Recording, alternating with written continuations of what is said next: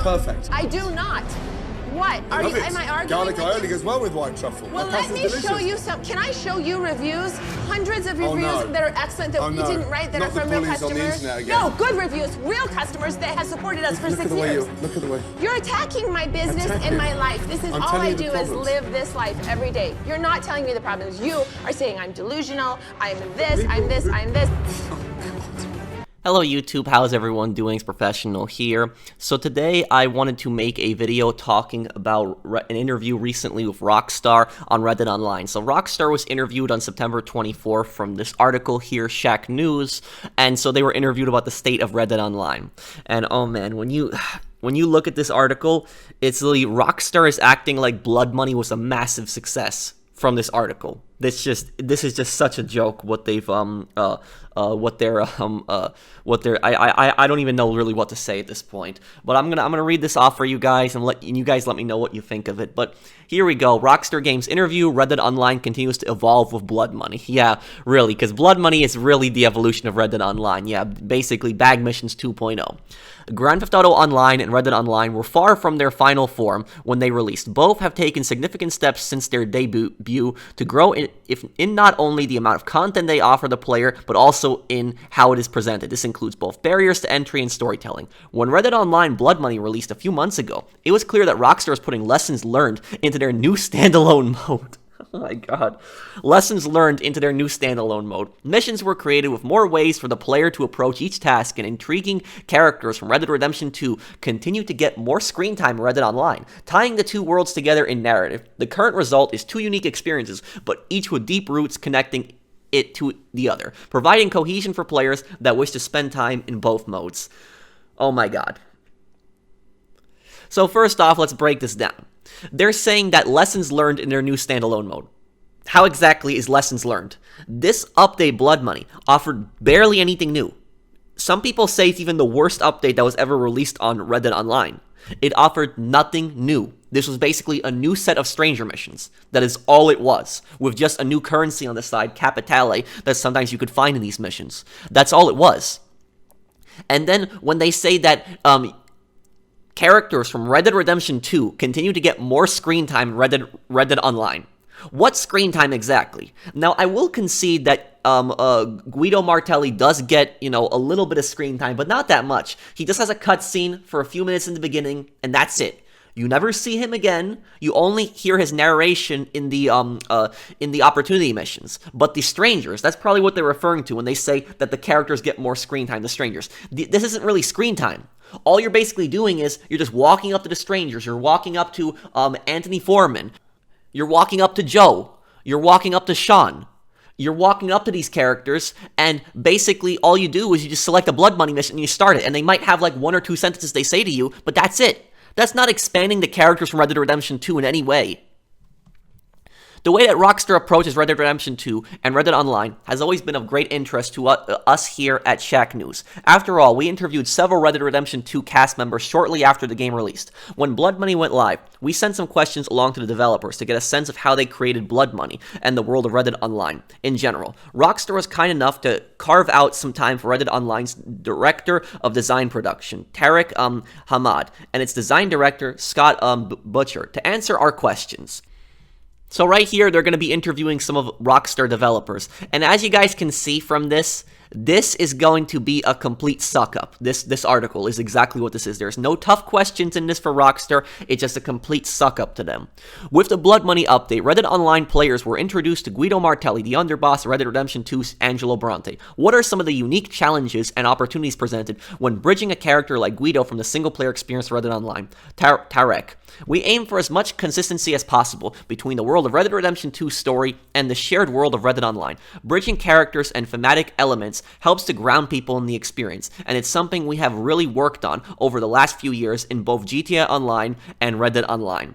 Well, you haven't put that much effort into Red Dead Online. You have put effort into GTA Online, but you have put nowhere near the amount of effort into Red Dead Online. Now look, the thing about this is a good interviewer, a good reporter would direct the question right back at Tarek on his point and just say to him, you're saying that you've you've built up a lot of content on both GTA Online and Red Dead Online, but if we look at GTA Online, it's gotten massive updates like Cayo Perico, it has gotten the casino update, it has gotten the tuners update. All of these were major updates, and what did Red Dead Online got? Naturalist update, which, I guess was a new role, but it was a kind of a boring update. You had the Bounty Hunter expansions, 10 new ranks to the Bounty Hunter, and the Outlaw Pass 5 with no DLC attached to it, and then Blood Money, which is basically just reskinned bag missions. So where's the tough questions here? Scott, in Red Dead Redemption 2, Martelli appears only briefly, but he's clearly an influential man in the underworld of Saint Denis, with strong ties to the corrupt side of the law and politicians alike. So it's great to have the opportunity to reveal more about the character's importance in the world and his relationship with other figures in the story. Again, Martelli barely appears in this DLC. He just has that first initial cutscene. Yes, I will concede that the characters mention him. The strangers that you talk to do mention Martelli a lot, but he does not interact with them at all. Securing Capitale through crimes isn't the end game with Blood Money, though. Once players have earned the trust of Guido Martelli, he'll have some unique opportunities for them. Can you elaborate on what those opportunities involve? This is a few months after the DLC came out, and they're asking these questions like the DLC just came out. Can you explain to us what's in the game that's already been in the game for 2 months? And Tarek says, opportunities were our way to add a new set of more complex missions that players could replay to discover new strategies and earn bigger rewards. Opportunities revolve around stealing the 3 prized jewels of the West, each gem score coming with a specific set of challenges. In the case of the Covington Emerald, stealing the jewel required embarking upon Red Dead Online's first train robbery, and gives players a variety of strategic approaches. Players can eavesdrop around the station to find ways to distract police. Okay, I'm not gonna read the rest of this because they're basically telling us everything that we already know in this. And look, I will concede, because I don't want this to be completely negative, that there are a few ways to complete these opportunity missions. Like, you can hang around near the train station. You can find out that there's a way that you can block the train coming up. You can deploy fireworks, which distract some of the guards. There are a few things to do, but these missions, these are nothing like the heist in GTA Online, for instance. You just do this once or twice, and you kind of get bored of it. And a lot of times the stealth is broken, so even when you try to do certain things, when you try to do this quietly or get on the train, you get detected either way. What are some of the opportunities presented in an update like Blood Money that's focused on more single-player style activities in the world of Red Dead Online? Now that we've established various paths and dedicated roles for players to experience in Frontier's pursuits, such as bootlegging as a moonshiner or capturing criminals as a bounty hunter, we wanted to add a new layer of criminal experiences to the world itself. Not only does Blood Money have its own distinct theme as you navigate a network of criminal opportunities across the world, anyone can take on crimes to earn Capitale, as there's no upfront investment to tackling these missions. Yearly, he's saying exactly what we know. This has been in the game. I'm not even going to really comment on this. Red Dead Online continues to evolve with new roles, story lines, and ways to explore its world. What's the best way for those who have only played Red Dead Redemption 2 story to dive into Red Dead Online? This should be good. Once players have completed the introductory story missions, we would encourage players to think about what kind of character they want to be in this world. In Red Dead Redemption 2, Arthur Morgan is a defined character. It's up to you to decide who you will be in Red Dead Online and how you wish to experience everything over time, from the classic cowboy action of bounty hunting to learning more about the animal kingdom with the naturalist, or experiencing the criminal underworld of Blood Money, with different roles to inhabit, storylines to explore, and new ways to experience the world around them. Red Dead Online should feel like a natural extension for fans of Red Dead Redemption 2. Only, a lot of your fans don't feel that way, Rockstar. A lot of your fans don't feel like that. In Red Dead Online, they make it seem like, you have these choices in what to do, and there are some activities like moonshining, naturalist, and stuff, but the vast majority of players want to be able to play as an actual outlaw. And Rockstar's response, look, you can play as an outlaw in the Blood Money DLC. But that's basically, you just go up to a stranger and you start up a mission. Players want to be able to actually commit crimes in free mode, do bad things in free mode, actually rob NPCs, rob, maybe possibly banks or stores, rob trains, train robberies. Don't make it in a mission, add it into free mode, which posses could actually group up and actually commit these crimes, maybe get money from this a safe at the bank, take it back to their hideout, maybe kidnap rich people and hold them for ransom. And another posse that maybe has high honor could try to stop them and try to maybe act like bounty hunters. Add role-playing to the world that way. But this, what people, the way that Red Dead Online is played, you don't feel like you're this character that you can do all these things. You feel more like an errand boy when you play Red Dead Online. And that's the problem. And I and many other people have been saying for months that if Blood Money was not a good DLC, that a lot of people were going to leave the game. And instead what they did was they gave us, Bag Missions 2.0, and instead GT Online got tuners. And look, I know people are going to attack me over this and say you're hating on GT Online. I'm not even hating on GT Online in this. The reason I keep bringing up GT Online is because I'm pointing out that GT Online gets these massive, giant updates because they're making all this money from shark cards, and then when it comes to Red Dead Online, they just completely forget about it. While Red Dead Online would sell more gold bars, and Rockstar would make more money for themselves if they actually provided good content on the game and didn't neglect it. And so many people have left this game already. So many people have stopped playing this game. I mean, just look at this poll. This is a poll that I made a few months ago on my Blood Money review. Over 45,000 people voted in this, and over 20,000 people say that they're not going to be playing the game anymore. How many people has Red Dead Online lost? You've lost thousands of players on this game because you're not listening to the community, Rockstar. And the thing is, whenever Rockstar does these interviews are all scripted. That's what I'm starting to think. Because every single time Rockstar has any kind of interview on Red Dead Online, it's always these magazine article interviews. It's always stuff like this. It's never an on-camera interview with the developer, never anything like that. It's always these scripted magazine-style article interviews,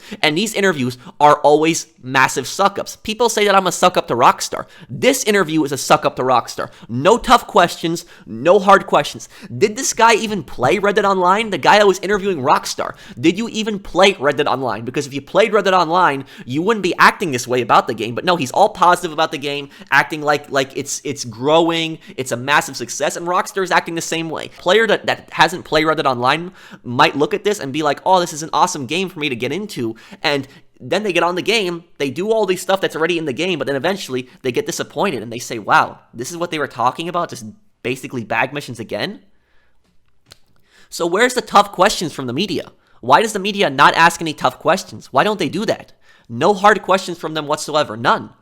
It's just this. This is all that we get, basically, these suck-up, magazine-style article interviews. A good journalist would be able to actually talk about what's in the game, actually ask them tough questions. Why aren't you doing what players want? Why aren't you adding, robberies to free mode? Why is there no bank robberies in free mode? Why can't players own houses? Why are you not listening to the community? Why do you not have, like, a community manager on Twitter actually talking to people? Why don't you do that? Why is GT Online get massive updates, and Red Dead Online doesn't even get half the size of those updates? These are tough and legitimate questions that the developer could actually ask. But no, these interviewers don't ask Rockstar, because you know why? These interviewers are a joke. Gaming media is a joke at this point. No tough questions. So I'm sure there are reporters out there that would ask Rockstar tough questions, but Rockstar is probably very careful on exactly who they choose to be interviewed by, because frankly speaking, Rockstar would have to be stupid if they don't realize what people are angry about with Red Dead Online. It's so clear. You can just look at the comments. You can look at what people are saying. The vast majority of comments are in agreement on this game, but yet Rockstar, for some reason, just ignores that, just focuses on GT Online, and says just screw it to Red Dead Online. And so sorry about my rant there, guys. I didn't want to be talking about this for so long. I just realized I'm talking about this for like 13 minutes now. But I'm just kind of pissed off, because every single time these articles pop up, there's never any actual information. It's always basically just the journalist is a complete suck up to Rockstar, asks them easy questions, never any tough questions. That's what Rockstar is acting like. They're in denial, just like Amy and Amy's Baking Company is from Gordon Ramsay that I showed at the beginning. They're in denial. They act like this game is absolute success, when in reality it's not. And I'm not saying that because I hate on Red Dead Online. I love Red Dead Online, and I want the game to succeed. But what they have been doing, this is a disaster, and they really need to step up. Because they don't step up, they're going to lose more and more players, and eventually this game's going to completely die if they don't fix it. But thank you guys for watching. I hope you guys enjoyed this video. I'll see you guys on the next one. Take care, everyone.